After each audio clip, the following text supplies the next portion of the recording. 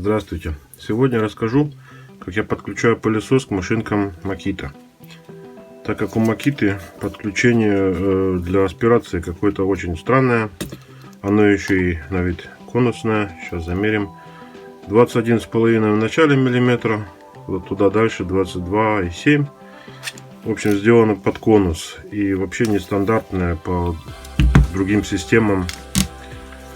Вот, и тут точно так же 21,5 миллиметра, да, дальше даже 23. Вот, и на этой машинке еще и уплотнительное колечко стоит, что на другой нету.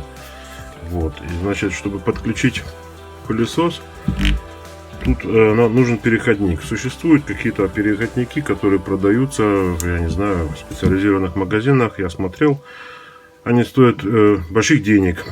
Вот, поэтому я придумал вот такую вот штуку, такие переходники на все свои машинки, чтобы не искать переходник и не потерять его.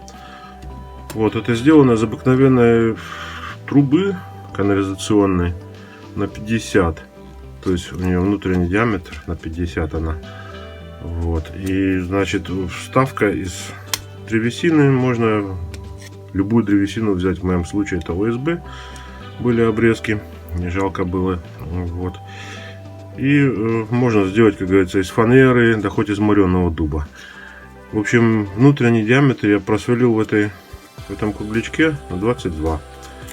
И сделал такие вот отверстия.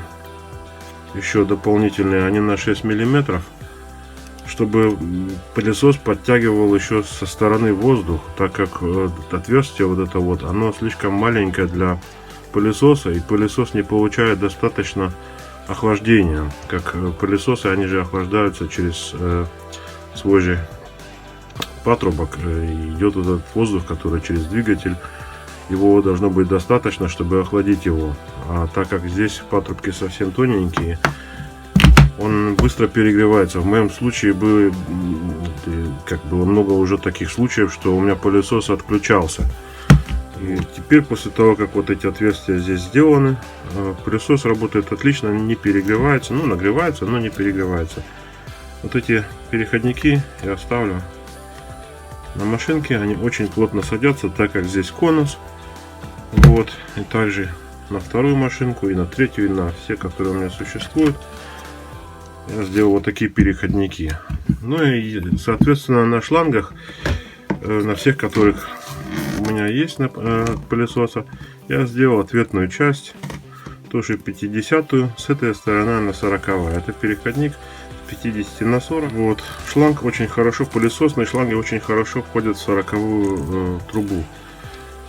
И так как там присутствует такая вот уплотнительная тоже резиночка, она очень хорошо сидит. Ну, в крайнем случае можно изолентой подмотать или еще что-нибудь.